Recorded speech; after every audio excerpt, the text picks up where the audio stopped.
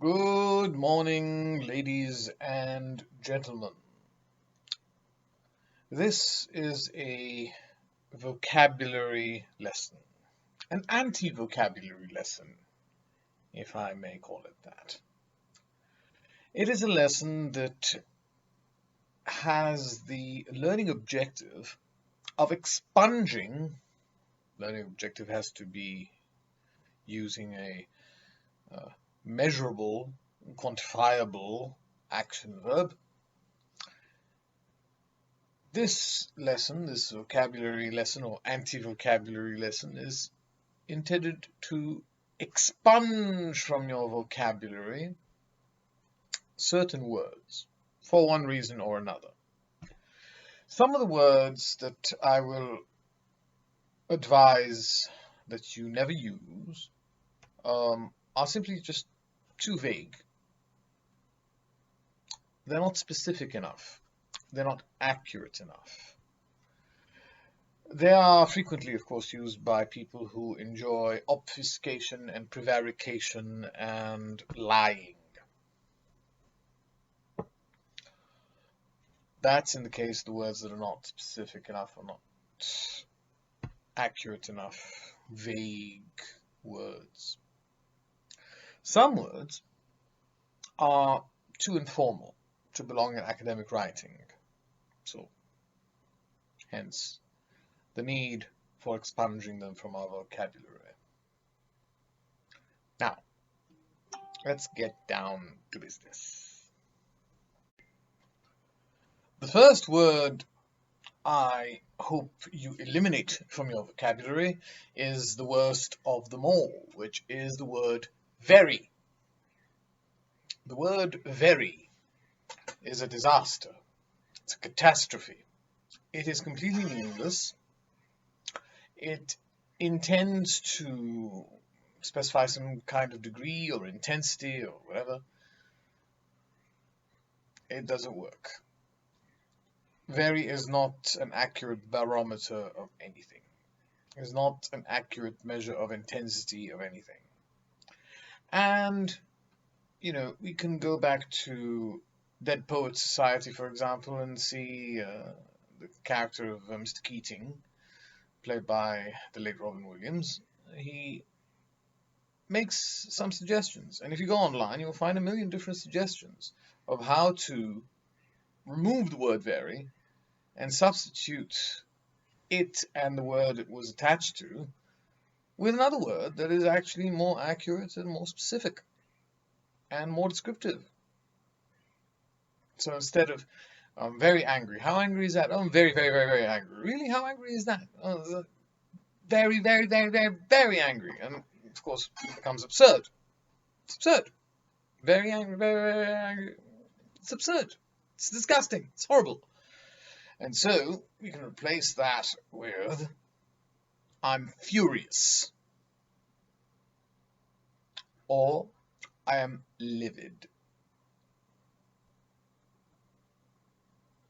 And you can go online and find millions of lists to substitute very whatever with an accurate word, an accurate adjective. Okay? So instead of I am very sad, I am melancholic, I am depressed, I am morose. Instead of I am very happy, I'm ecstatic. And on it goes. So the word very should disappear from our language, especially academic writing. That's the word very. The next word we should eliminate from our lives, even our spoken lives, is the word nice. Nice. It's completely meaningless. Doesn't mean anything. Depending on how you use it, it can mean anything. That's not very nice. Oh, that's too nice. Oh, nice, nice. Oh, nice. It's meaningless. You have to be accurate. You have to be specific. Say what you actually mean instead of the word nice. Its cousin and future cellmate in the prison of the exiles from language is the word interesting. Interesting.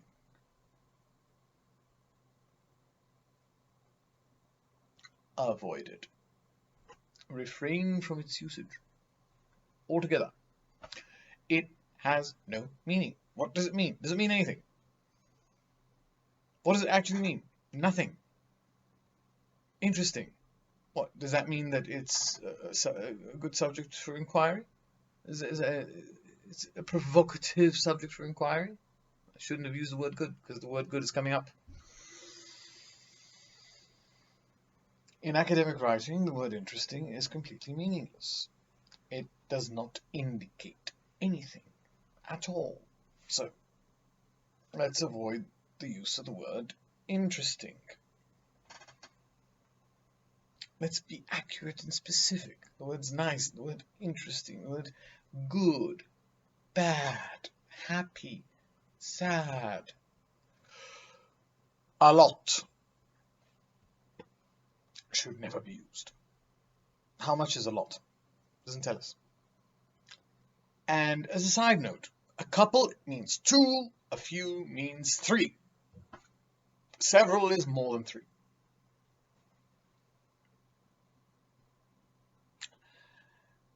I will not accept any objections in that regard. Okay, so very nice, interesting, good, bad, evil, things that sound childish, shouldn't use them. And then, and so, meaningless words, meaningless phrases. But now we come to the sure sign that you are talking to an idiot. The word that is to be stamped on the forehead of every moron in the galaxy. The word that provides absolute evidence, irrefutable evidence that you are dealing with a hypermoron. Basically. That word, if you see it written in an essay, article, whatever, unless you're quoting someone, you're quoting a moron usually, if you see the word basically written down in front of you, as a human being, not a student, not a researcher, not a professor, not a teacher, no. Word basically is a filler. It is akin to the word like. When people say it's like when kind of like sort of like all that, yeah, basically does the same thing. It's the same job. It's kind of like the more refined version of like. I'm like kind of like like no. It's basically it's like supposed to be the more elegant form. Basically, we have two options. Why is basically there? Why did you say we have two options? Because it's a filler. Because it's the moron's way of avoiding what they consider to be an awkward pause or an awkward silence or a moment of uncertainty or a moment of hesitation or a moment of tentativeness. That's the moron's signature word, basically. Okay? If you use it in spoken interviews or lectures or whatever, you may be forgiven. Not really. I mean, I wouldn't forgive you, but it's all right. But when is it unforgivable? Unforgivable? Unforgivable? In written work, in missives, letters, the old-fashioned telegrams, messages of any kind, WhatsApp, Facebook Messenger, whatever, any messages. Academic writing, obviously. If you see the word basically, know for a fact, there is no denying it, you are dealing with a moron. No matter how clever the person may have seemed to you prior to the usage of the word basically, now you have evidence. That's a moron. More to come.